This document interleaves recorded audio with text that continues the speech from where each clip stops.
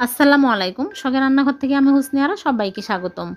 আজকে আমি বানাবো মুড়ির সন্দেশ। এই মুড়ির সন্দেশ খেতে অসম্ভব মজার হয়। এই মুড়ি সন্দেশ খেলে কেউ বুঝতেই পারবে না যে মুড়ি সন্দেশ খাচ্ছি, মনে হবে যে গুঁড়া দুধ দিয়ে বানানো সন্দেশ। আশা করি আমার আজকের রেসিপিটি সবারই খুব ভালো লাগবে। ভালো লাগলে প্লিজ চ্যানেলটিকে সাবস্ক্রাইব করবেন। তাহলে চলুন মূল পর্বে চলে যাই। মুড়ির সন্দেশ বানাবো, এর জন্য এখানে আমি 1 কাপ মুড়ি নিয়েছি। এখন ব্লেন্ড করে নিব, এর জন্য ব্লেন্ডার জাগে নিয়ে নিচ্ছি। মুড়ি যদি নরম হয় তাহলে একটু গরম করে নেবেন, তাহলে ভালো হবে। একদম মিহি করে ব্লেন্ড করে নিয়েছি। এখন আমি চালনিতে নিয়ে নিচ্ছি, চেলে নিব। এর জন্য চেলে নিলে ভালো হয়।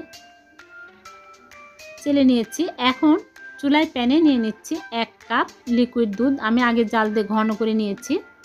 আর দিয়ে দিচ্ছি চিনি 1/2 কাপ। আর সাদা এলাচের গুঁড়া দিয়ে দিচ্ছি সামান্য পরিমাণে, তাহলে সুন্দর একটা ফ্লেভার অ্যাড হবে। আর দিয়ে দিচ্ছি গুঁড়া দুধ 1/4 কাপ। এখন ভালো করে মিক্স করে নেব। তারপরে চুলা অন করে দিয়ে দিচ্ছি ঘি 1 চামচ। ভালো করে মিক্স করে নেব। তারপরে মুড়ির গুঁড়া দিয়ে দিচ্ছি। এখানে 1/2 কাপ হয়েছে মুড়ির গুঁড়া, 1 কাপ মুড়িতে 1/2 কাপ হয়েছে, দিয়ে দিলাম। দিয়ে অনবরত নেড়েচেড়ে নিতে হবে। আর দিয়ে দিচ্ছি ময়দা 2 চামচ। চুলার আঁচটা মিডিয়াম টু লোয়ে রেখেছি। অনবরত নেড়েচেড়ে নিতে হবে, তাছাড়া তলায় লেগে যাবে। আরও 1 চামচ ঘি দিয়ে দিচ্ছি। ঘি বেশি দিলে এই সন্দেশ খেতে ভালো লাগে। এখন অনবরত নেড়েচেড়ে শক্ত করে নিতে হবে।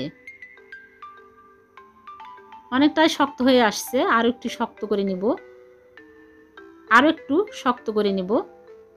যখন দেখবেন প্যানের গা ছেড়ে আসছে তখনই হয়ে গেছে। চুলা থেকে নামিয়ে আমি একটা প্লেটের উপরে পলিথিনের উপরে ঢেলে নিচ্ছি, তাহলে উপরে ড্রাই হয়ে যাবে না। এর জন্য একটু ঠান্ডা হওয়ার পরে বানিয়ে নিব। এখন অনেক গরম, বানানো যাবে না।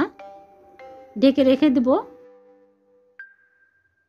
ঠান্ডা হয়ে গেছে, মানে হালকা কুসুম গরম আছে। এখন আমি হাতে ঘি লাগিয়ে অল্প অল্প করে নিয়ে আমি সন্দেশের শেপ দিয়ে নিচ্ছি।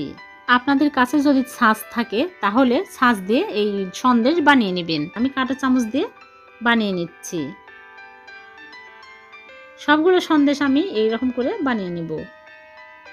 ঠান্ডা হয়ে যাওয়ার পরে আরও শক্ত হয়ে যাবে। হয়ে গেল, অনেকগুলো হয়েছে সন্দেশ। আশা করি সবারই খুব ভালো লেগেছে। ভালো লাগলে লাইক দিবেন, ফ্রেন্ডস ফ্যামিলির সাথে শেয়ার করবেন। আবার দেখা হবে নতুন কোনো রেসিপিতে। সে পর্যন্ত ভালো থাকবেন। আল্লাহ হাফেজ।